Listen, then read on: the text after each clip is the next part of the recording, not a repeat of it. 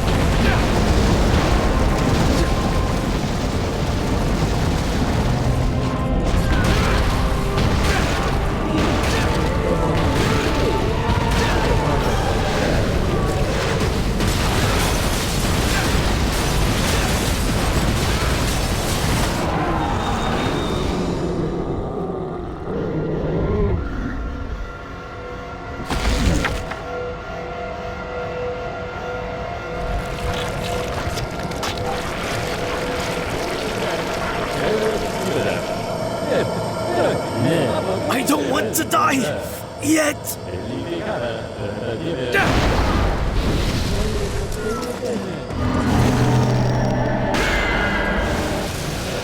I don't want to die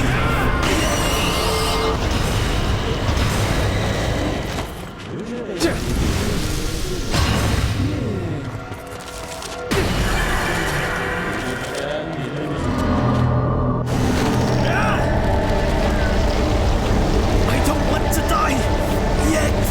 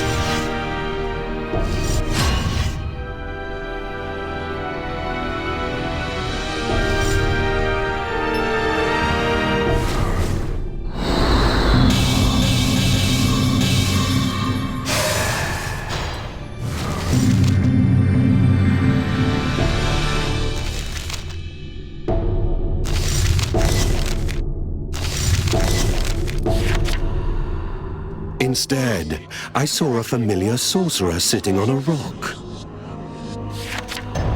Well, this is a coincidence. The 13th Persepius.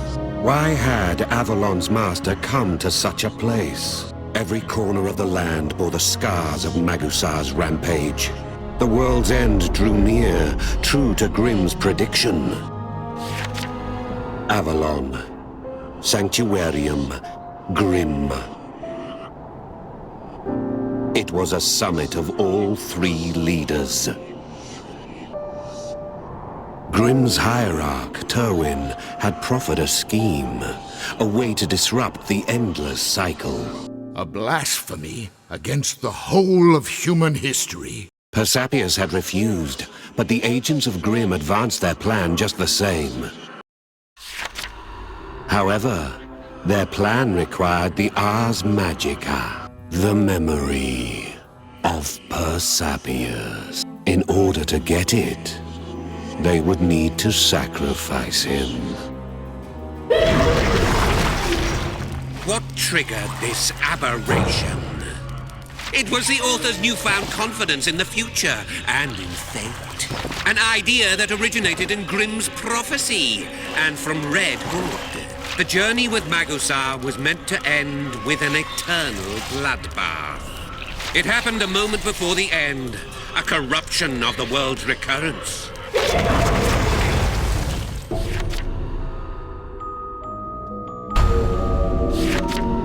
The Order of Grimm aimed to stop time for all the world.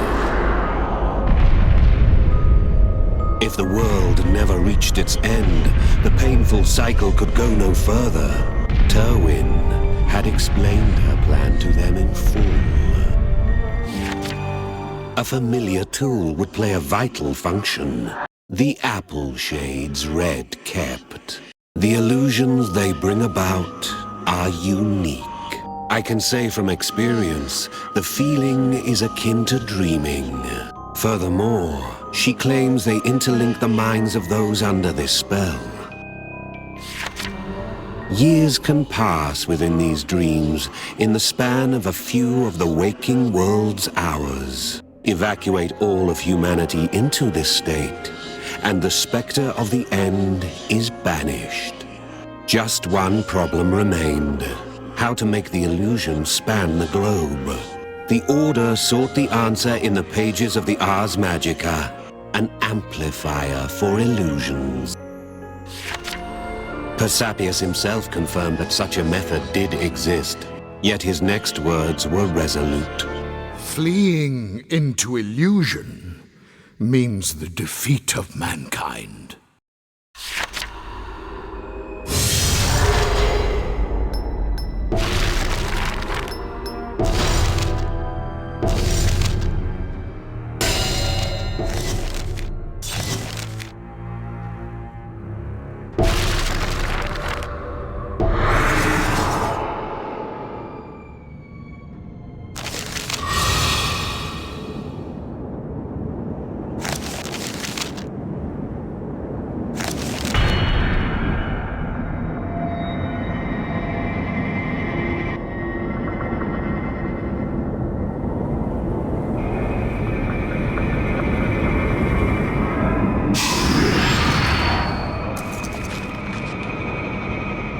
There's something going on. But what?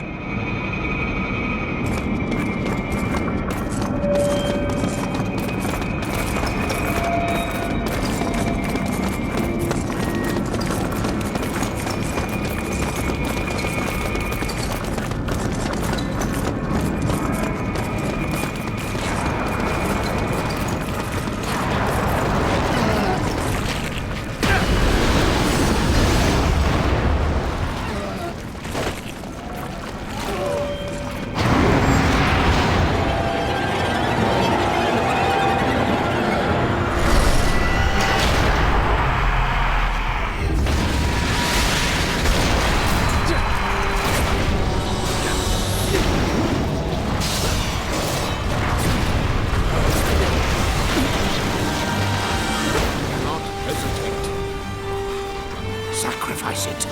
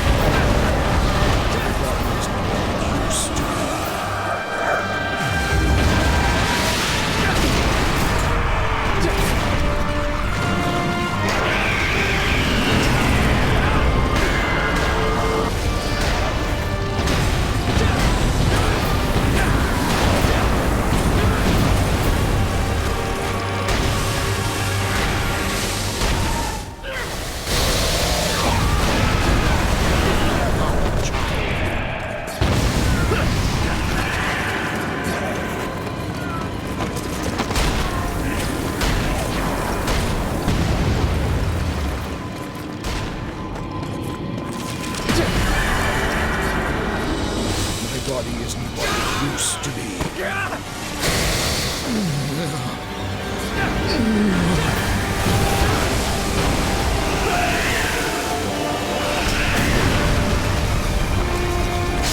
Keep up, child.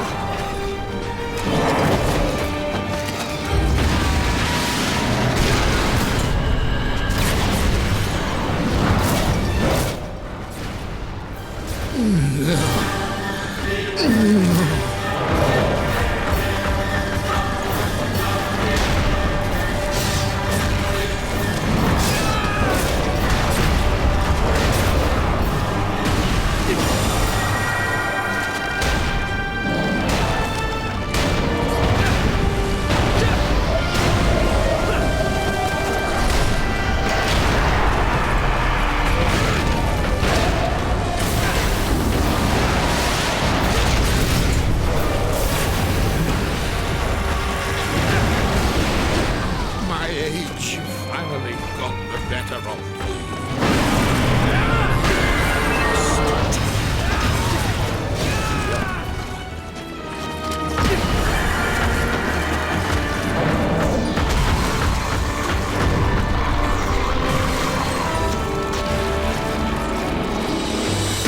Everything must follow the code.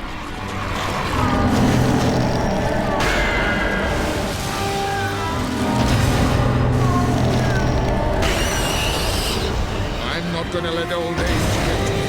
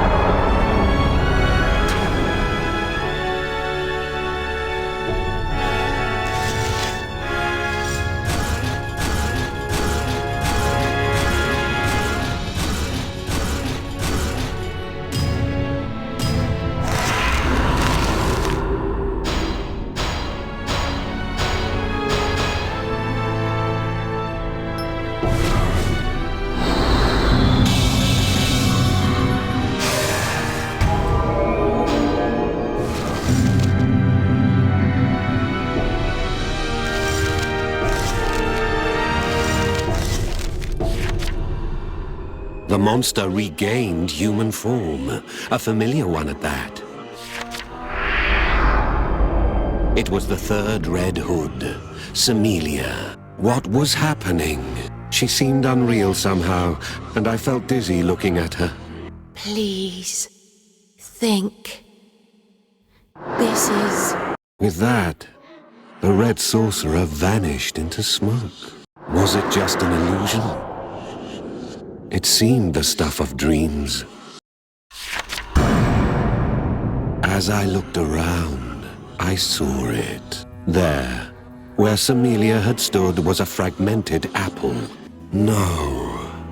Why would she leave such a message? What had she hoped to say? The apple shades had already been used. Grimm's plan was now in action. I stood in a world of illusion. A step had already been taken into the world of illusions. Where did Magusar disappear to? Magusar, or the terrible beast that he became, was stranded in reality, which should not have been possible at all. How did the world end in a manner that never occurred before? The answer is linked to the Order of Grimm, a group that should have never existed in the first place. They appeared at some point along the countless repetitions of reality.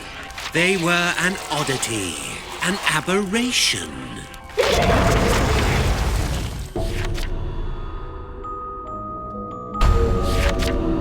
The unending dream the Order sought to make. It must have happened as I made my way to face Magusar.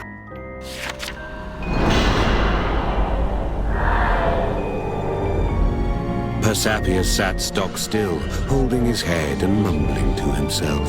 The souls of the dead inhabit this illusory world too, provided they dwell in living flesh. Persapius remembered. You know, I'm already dead. I was killed.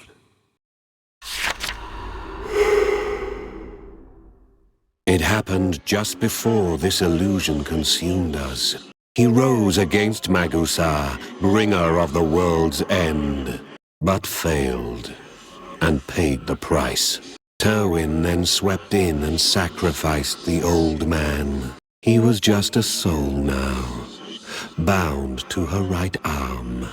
I cannot remember anything new. No, not even his own death. And so the Ars Magica passed to Grimm, and they took action. The world around me was illusion. As soon as I realized, I found myself surrounded.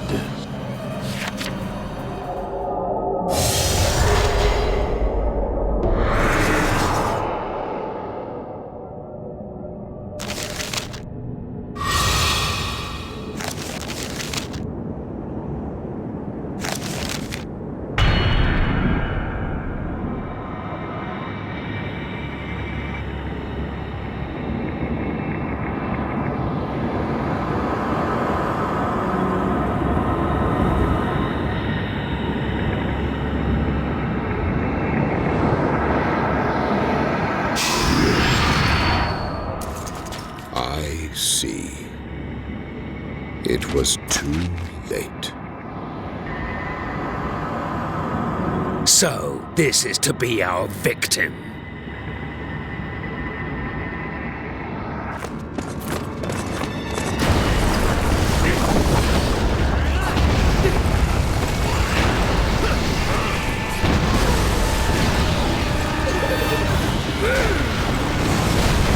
My body isn't what it used to be. I'm not gonna let old age get to me.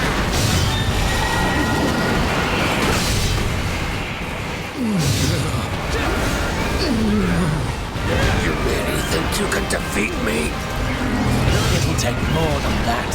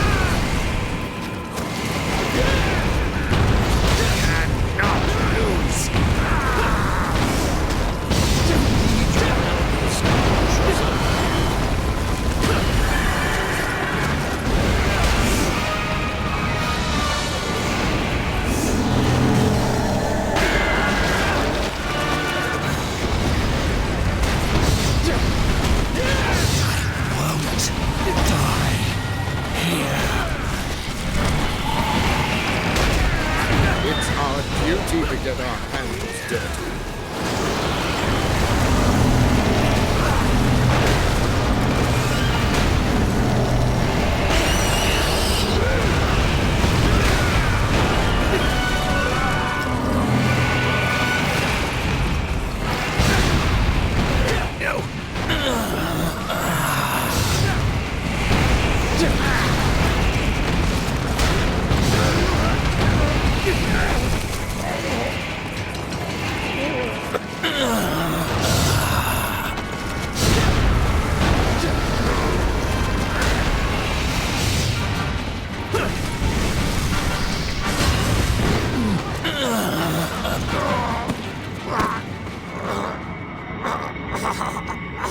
Moving hard.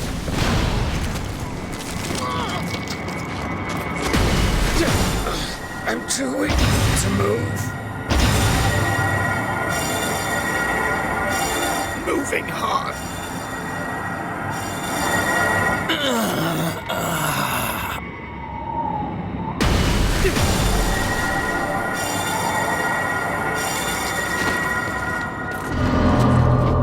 Moving. I'm too weak to move.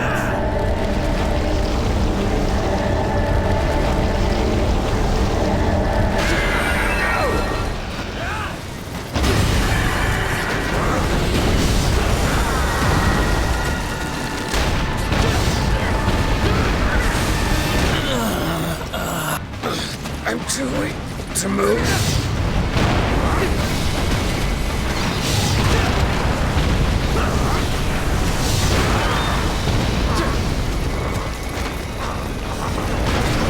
Moving hard.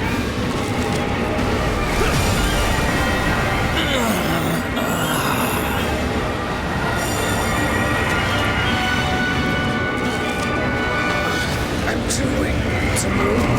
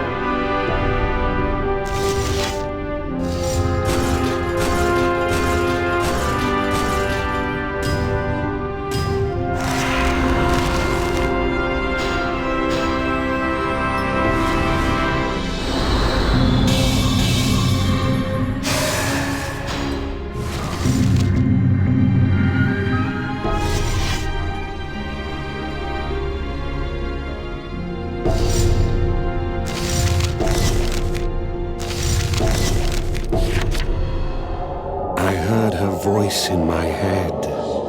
It wasn't meant to be this way. Was it Samilia? The illusion links the minds of those it swallows. Samilia's voice rang out inside me. The apple shades. They were never meant for this. It was a black rite they'd used, ancient and powerful. It extended the apple shade's reach across the entire world. In this new world bereft of gods, Terwin tried to become one. Persapius' voice was fading fast. May the words I've been entrusted reach as many ears as possible. He said it was his mission, as a man who'd given up his life to serve as a vessel of memory. I fear I can do naught but leave all this to you.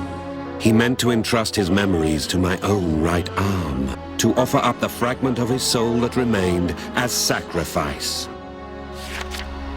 No matter how dire the memory, it can still be passed on. Let it, in time, become new hope. His final words seemed almost like a prayer. This old man was sacrificed before by Terwin, but the illusory world created a manifestation of his soul.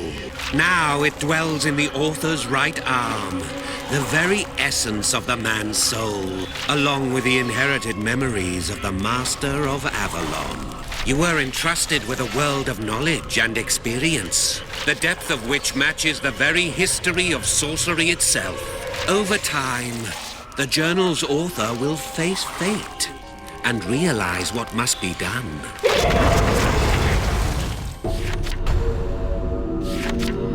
The collective memory passed down to each Persapius is vast. It spans far more than magic. It represents the whole of human knowledge. And what the old man strove to pass on was more than knowledge alone. I need only raise my right arm to listen to his voice within to know that. The world is unfair at its core. To mankind, history reads as a series of cruel barbs. Death, the worst of them all. However, it is precisely because of our mortality that we endeavor to leave some form of legacy behind. For most, that legacy is children. As copies of ourselves, they take a piece of us onward to eternity.